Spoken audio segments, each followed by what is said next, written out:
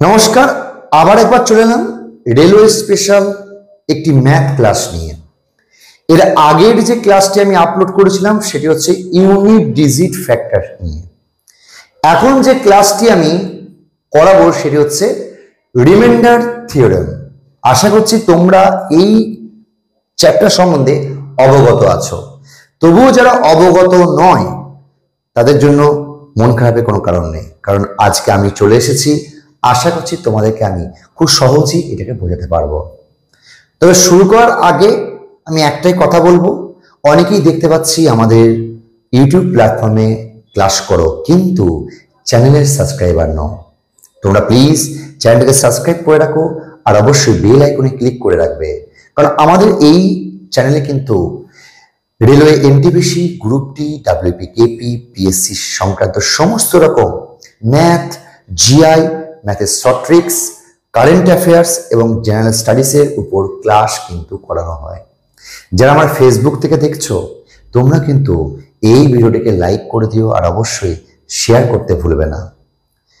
প্রথমত বলে রাখি, আমরা হচ্ছে কাটোয়া বেসড একটি সরকারি চাকরি প্রতিষ্ঠান কেন্দ্র। কাটোয়ার পাশাপাশি জ্ঞানদাস কাঁথাতেও কিন্তু আমাদের ব্রাঞ্চ আছে।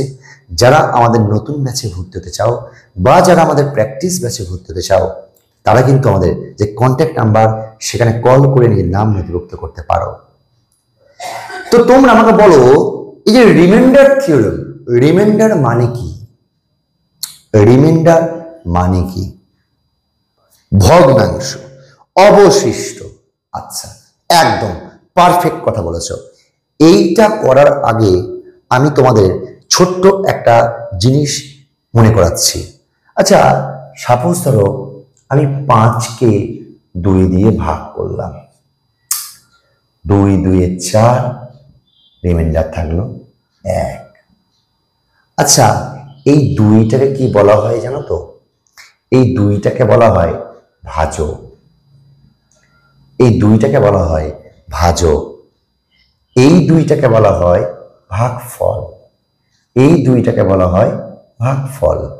এই 5টাকে বলা হয় ভাজ্য। এই 5টাকে বলা হয় ভাজ্য। আর এই 1টাকে বলা হয় ভাগশেষ। আর আমাদের এই ভাগশেষটাকে নিয়ে খেলতে হবে, যেটাকে ইংলিশের টার্মে বলা হয় রিমাইন্ডার। এখন আমি তোমাদের নর্মাল দুটো জিনিস জিজ্ঞাসা করছি, একটু উত্তর দেবে। আমি 3টে সিনারিও দেখাচ্ছি। ধরো 49কে 7 দিয়ে ভাগ করলাম, তাহলে ভাগশেষ কত আসে? তোমরা বলবে দাদা ভাগশেষ কিছু আসে না, 0 আসে। বেশ, কোনো সমস্যা নেই। 49 নয়, এবার আমি 50কে 7 দিয়ে ভাগ করলাম, তাহলে কি ভাগশেষ আসে? তাহলে দাদা এটা তো ভাগশেষ 1 আসে। আচ্ছা, 48কে 7 দিয়ে ভাগ করলাম, তাহলে কি বলবে? দাদা এটা তো খুব সহজ, 7 6 42, তাহলে এটা 6 ভাগশেষ। আমি জাস্ট এইখানি তোমাদের দুটো জিনিস বলবো বাবা, ভালো করে শুনবে, মন দিয়ে নোট ডাউনও করে নিতে পারো। সেটা হচ্ছে রিমাইন্ডার অরিজিনালি 2 টাইপের হয়ে থাকে। একটা হচ্ছে পজিটিভ রিমাইন্ডার, একটা হচ্ছে নেগেটিভ রিমাইন্ডার। আর নেগেটিভ রিমাইন্ডারটা দিয়ে কিন্তু আমাদের ম্যাক্সিমাম কাজ হবে এবং এই নেগেটিভ রিমাইন্ডারটাই কিন্তু আমাদের খুব কাজে লাগবে।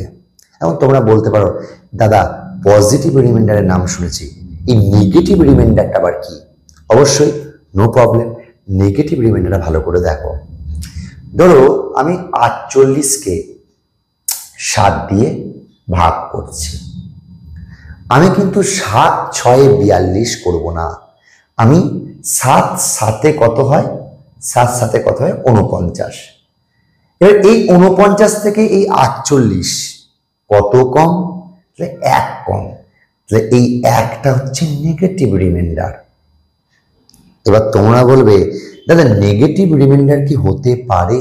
না, নেগেটিভ রিমাইন্ডার হতে পারে না, এর রিয়েল এক্সিস্টেন্স কিন্তু নেই। তো এটা রিয়েল এক্সিস্টেন্স কিভাবে আমি করব?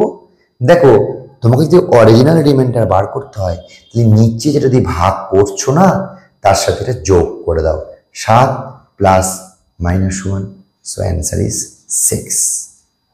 তার মানে আমি পজিটিভ এবং নেগেটিভ এই দুটো ক্ষেত্রেই কিন্তু রিমাইন্ডার কিন্তু পেতে পারি।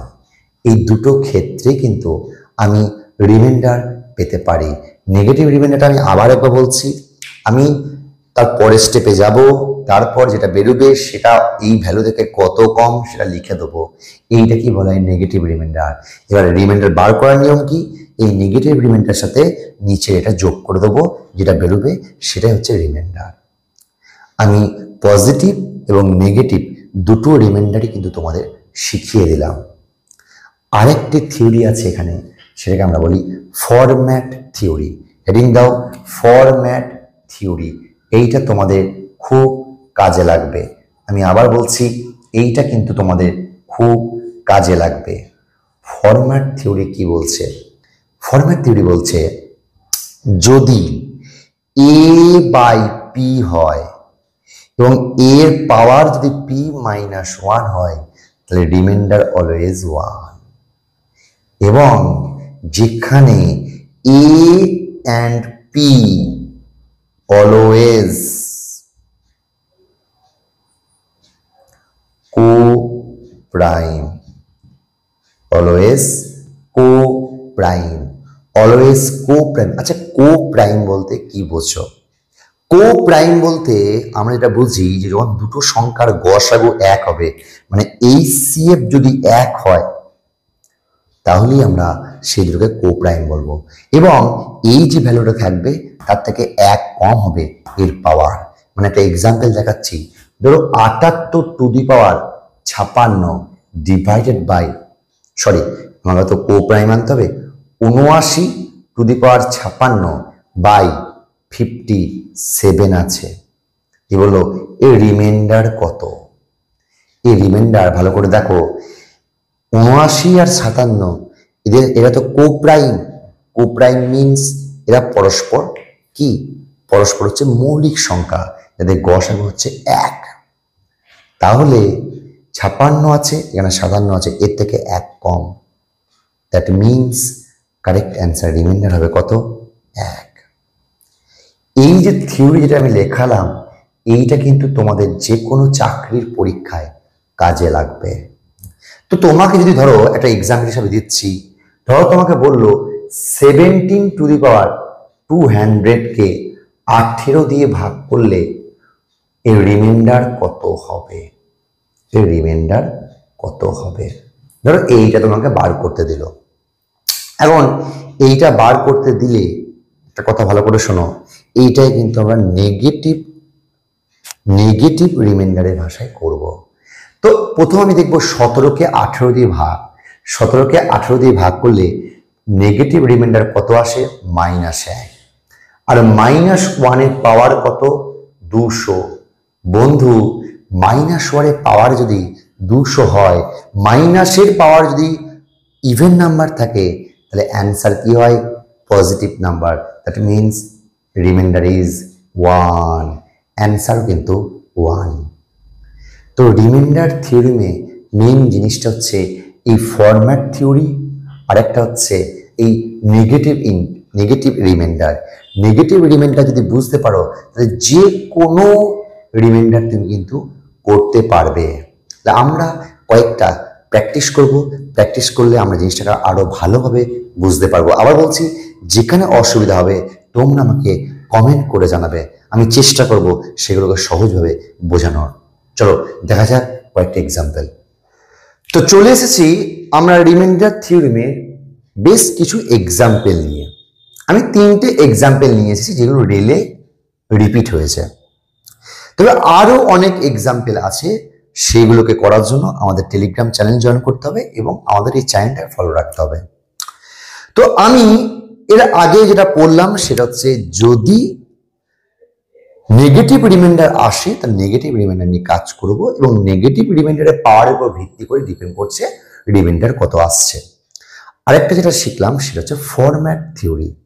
ফরম্যাট থিওরিতে আমার যেটা থাকে সেটা হচ্ছে, যদি আমার দুটো co-prime থাকে, co-prime মানে যাদের গসাগু 1 হয়। আবার বলছি, co-prime মানে হচ্ছে যাদের গসাগু 1 হয়। তো দুটো কোপ্রাইমের মধ্যে একটা যৌগিক থাকতে পারে, কিন্তু গসাগুটা কিন্তু এক হতে হবে। তো যদি এরকম কোনো ফরম্যাট থাকে এবং নিচের ভ্যালুর থেকে এক কম উপরে পাওয়ার থাকে, তাহলে সেক্ষেত্রেও রিমাইন্ডার কিন্তু 1 হবে। সেখান থেকে কোনো নেগেটিভ পজিটিভ নয়, রিমাইন্ডার কিন্তু 1 হবে। তাহলে এই তিনটে এক্সাম্পল আমরা করব। দেখো কিভাবে করছি, সেটা হচ্ছে দেখো 9⁶ - 11 কে 8 দিয়ে ভাগ করতে হবে। তো বন্ধু 9⁶ - 11/8, আমি এক কাজ করি, এইটাকে আমি এইভাবে ভেঙে নিই। 8 মানে এইটাও 8, এটাও 8। বেশ, খুব ভালো কথা, ভেরি গুড, কোনো সমস্যা নেই। বাহ, দুর্দান্ত। আচ্ছা, 9 কে 8 দিয়ে ভাগ করলে রিমাইন্ডার কত থাকে? 1। তার মানে 1⁶ আর এইটা হচ্ছে মাইনাস। 11 কে 8 দিয়ে ভাগ করলে কত রিমাইন্ডার থাকে? 3। বাহ, দুর্দান্ত। তার মানে -2 হচ্ছে। বন্ধু, রিমাইন্ডার কি -2 হতে পারে? না, -2 তো রিমাইন্ডার হতে পারে না। তাহলে কি করব? এই -2টা এর সাথে যোগ করে দেবো, রিমাইন্ডার হয় of C. 6 is the correct answer. তাহলে 6 এটার কিন্তু কারেক্ট অ্যান্সার। বুঝতে পেরেছো? এইগুলোকে কিন্তু আমরা নেগেটিভ রিমাইন্ডার ইউজ করে সলিউশন করতে পারি। চলো নেক্সট প্রশ্নটা দেখো। নেক্সট প্রশ্ন আছে কি 17⁻77 বা +77/78। তো চলো আমি এক কাজ করি, 77⁻77 +77/78 আছে। আমি সেম টু সেম প্রসেসে এভাবে লিখতে পারি 77⁻77/78 +77/78। বেশ, ওকে। তো এইটাতে নেগেটিভ রিমাইন্ডার কত আসছে? এইটাতে নেগেটিভ রিমাইন্ডার কত আসছে ভালো করে দেখো, -1। বেশ, -1 উপরে পাওয়ার 77। আর এইটাই তো নেগেটিভ রিমাইন্ডার -1ই আসছে। ওকে, -1 এর পাওয়ার যদি অড থাকে, -1 এর পাওয়ার যদি অড থাকে তাহলে -1ই হয়, আর এইটা তো প্লাস মাইনাসে -1 হয়, তাহলে -2 হয়। কিন্তু -2 কি কোনোদিন রিমাইন্ডার হতে পারে? উত্তরটা কি হবে? ভাগ করেছিলাম কি দিয়ে? 78 দিয়ে। 78-এর সাথে এই রিমাইন্ডার যোগ করে দেবো, answer is 76। So 76 is the correct answer. এইটার অ্যান্সার কি হলো? 76। একদম সহজভাবে করাচ্ছি কিন্তু। চলো লাস্ট এইটা দেখো, একে ভাগ করতে হবে কত দিয়ে? 36 দিয়ে। বেশ, আমি একটা কাজ করি বাবা, ঠিক আছে? কি কাজ করব দেখো, আমি 7183 কে 36 আর এইটাকে 7383 কে 36 ভেঙে নিলাম। তো 36 2 হয় 72, এটা আছে কত? 71। তাহলে নেগেটিভ রিমাইন্ডার কাজ করছে -1⁻83। বেশ, প্লাস 36 2 72, তার মানে পজিটিভ রিমাইন্ডার কাজ করছে, তাহলে +1⁻83। আরে বন্ধু, নেগেটিভ রিমাইন্ডারে মানে -1 এর মাথায় অড থাকলে -1ই হয়, আর +1 এর মাথায় যাই থাকুক না কেন +1 হয়। তো -1 +1 কেটে গেল, অ্যান্সার ইজ 0। তো কারেক্ট অ্যান্সার ইজ 0।